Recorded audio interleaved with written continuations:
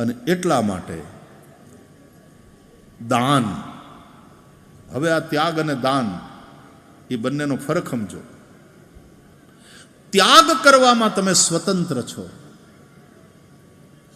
પણ દાન કરવામાં તમે સ્વતંત્ર નથી. મતલબ દાન ત્યારે જ થાય જો દાન સ્વીકારવા વાળો કોઈ હોય. મારે 1 લાખ રૂપિયાનો ત્યાગ કરવો હોય તો આમ રૂપિયા ઉડાડીને વયો જાઓ, મને કોણ પૂછે? 1 લાખ રૂપિયાની થોકડી બેઠો હું ત્યાં મૂકીને વયો જાઉં, હું સ્વતંત્ર છું એનો ત્યાગ કરવામાં, એને છોડી દેવામાં. પણ લાખ રૂપિયાનું દાન તો ત્યારે શક્ય છે જ્યારે દાન લેનારો કોઈ હોય, તો દાન. નહીં તો ત્યાગ છે પણ એ દાન નથી. તો દાન ત્યારે જ્યારે કોઈ દાન સ્વીકારવા વાળો હોય.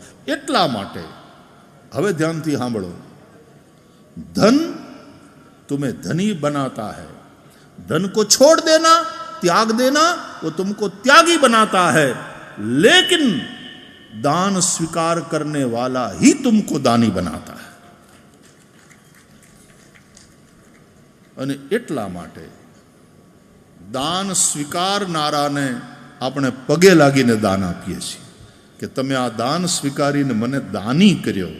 નહીં તો અત્યાર સુધી હું ધની હતો, ધનવાળો હતો, પૈસા તો હતા, હું ધની હતો, પણ તમે મને દાની કર્યો આ દાન સ્વીકારીને. इसलिए देने वाला दान स्वीकार करने वाले को प्रणाम करके देता है. ये हमारी संस्कृति है.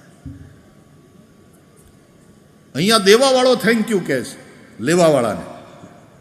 સામાન્ય રીતે એવું થાય કે દેવા વાળો હોય અને લેવા વાળો થેન્ક યુ કહે.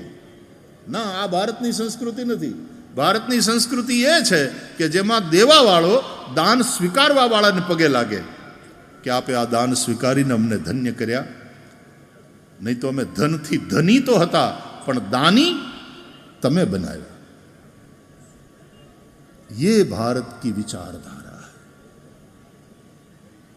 तो त्याग में तुम स्वतंत्र हो, दान में तुम स्वतंत्र नहीं हो. दान तब संभव है जब कोई स्वीकार करने वाला हो. लेवा वाला ने भगवान समझीने आपो, ભિખારી નથી. એણે આપણને દાની બનાવ્યા.